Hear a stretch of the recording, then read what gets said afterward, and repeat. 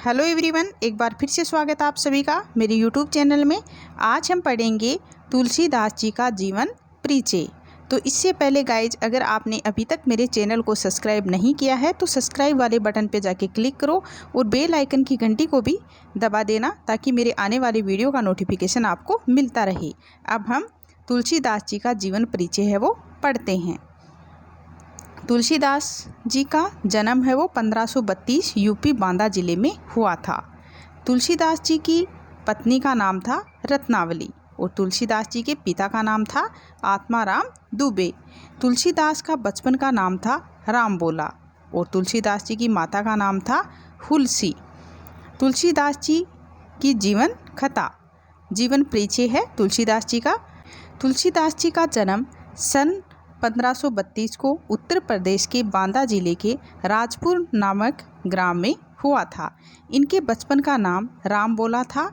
इनकी माता का नाम हुलसी तथा पिता का नाम आत्माराम दुबे था। यानी तुलसी राम जी का जन्म है वो 1532 को उत्तर प्रदेश के बांदा जिले के राजपुर नामक ग्राम में हुआ था और इनके बचपन का नाम क्या था? रामबोला। और इनकी माता का नाम क्या था? हुलसी और पिता का नाम था आत्माराम दुबे। तुलसीदास हिंदी तथा भारतीय साहित्य के महान कवि थे जिन्होंने महान कविताओं की रचना की। और तुलसीदास का जन्म श्रावण मास के 7वें दिन में चमकदार अर्ध चंद्रमा के समय पर हुआ था। यानी तुलसीदास जी हैं वो हिंदी तथा भारतीय साहित्य के महान कवि थे और तुलसीदास जी ने अनेक कविताओं की रचनाएं की हैं। और तुलसीदास जी का जन्म है वो श्रावण मास के 7वें दिन में चमकदार अर्ध चंद्रमा के समय पर हुआ था। अब हम पढ़ेंगे तुलसीदास जी की प्रमुख रचनाएं। तुलसीदास को ख्याति दिलाने वाली प्रमुख रचना रामचरितमानस है। यानी तुलसीदास जी को ख्याति दिलाने वाली प्रमुख रचना कौन सी है? रामचरितमानस। राम की कथा पर आधारित यह महाकाव्य उन्होंने अवधी भाषा में रचा था। यानी रामचरितमानस की भाषा कौन सी थी? अवधी भाषा थी। इसको अवधी भाषा में रचा गया था, लिखा गया था। इसके अलावा भी उन्होंने कई काव्य ग्रंथों की रचना की। तुलसीदास के लिखे प्रामाणिक 12 ग्रंथ माने जाते हैं। तुलसीदास के द्वारा रचे गए ग्रंथ इस प्रकार से हैं, चलो पढ़ते हैं, देखते हैं इन्हें। रामचरितमानस, जिसको अवधी भाषा में लिखा गया। जानकी मंगल, पार्वती मंगल, गीतावली, कृष्ण गीतावली, विनय पत्रिका, दोहावली, बरवे रामायण, कवितावली, हनुमान बाहुक समेत, वैराग्य संदीपनी, रामाज्ञा प्रश्न, रामलला नहचू। तुलसीदास जी की भाषा, तुलसी की भाषा अवधी है और ब्रज भी है।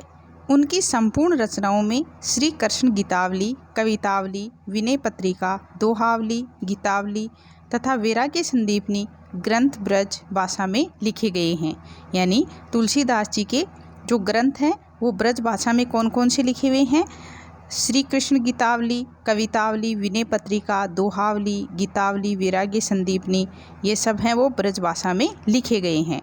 तथा रामचरितमानस, रामलला नहुचु, बरवे रामायण, पार्वती मंगल, जानकी मंगल और रामाज्ञ प्रश्न ये अवधी भाषा के श्रृंगार हैं। यानी अवधी भाषा में लिखे गए ग्रंथ हैं। गोस्वामी तुलसीदास का भाव पक्ष, यानी जो गोस्वामी तुलसीदास जी हैं उनका भाव पक्ष क्या है? कि तुलसी जी की भक्ति भावना सीधी, सरल एवं सादे है। सभी रचनाओं में भावों की विविधता तुलसी की सबसे बड़ी विशेषता है।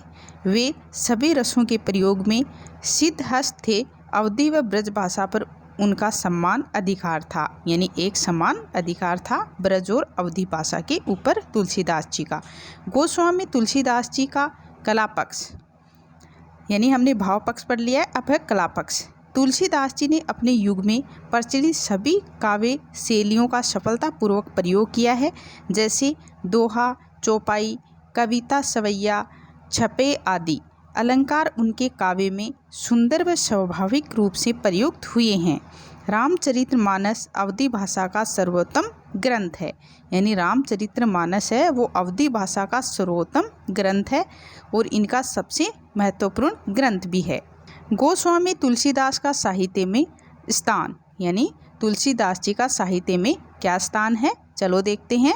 तुलसीदास जी हिंदी साहित्य के सर्वश्रेष्ठ कवि थे, यानी तुलसीदास जी हिंदी साहित्य के सर्वश्रेष्ठ कवियों में से थे। हिंदी साहित्य उनकी काव्य प्रतिभा के अक्षय प्रकाश से सदैव प्रकाशित रहेगा। गोस्वामी तुलसीदास का केंद्रीय भाव क्या है, यानी हमने भाव पक्ष और कला पक्ष है वो पढ़ लिया है। अब है केंद्रीय भाव क्या है। संत शिरोमणि गोस्वामी तुलसीदास ने अपने दोहों के माध्यम से मानव समाज को नीति की राह में चलने का उपदेश दिया। जीवन को सफल बनाने के क्या तरीके हो सकते हैं, मीठे वचन बोलने से क्या लाभ होता है, और काम, क्रोध, लोभ और मोह के वशीभूत व्यक्ति को क्या नुकसान होता है आदि उपदेशात्मक नीति वचनों के माध्यम से समाज के विकास में उन्होंने अपूर्व सहयोग प्रदान किया है। यानी जीवन को सफल बनाने के क्या तरीके हो सकते हैं, मीठे वचन बोलने से क्या लाभ होता है, काम, क्रोध, लोभ और मोह के वशीभूत व्यक्ति को क्या नुकसान होता है, ये सब बातें उन्होंने उपदेशात्मक नीति वचनों के माध्यम से समाज के विकास में उन्होंने अपूर्व सहयोग प्रदान किया है। तो गाइज, हमने जो तुलसीदास जी हैं उनका जीवन परिचय है वो पढ़ लिया है। अगर आपको मेरा ये वीडियो अच्छा लगे तो वीडियो को लाइक ज़रूर करें, चैनल को सब्सक्राइब करें और जो वीडियो है उसको शेयर भी करें। Thank you guys.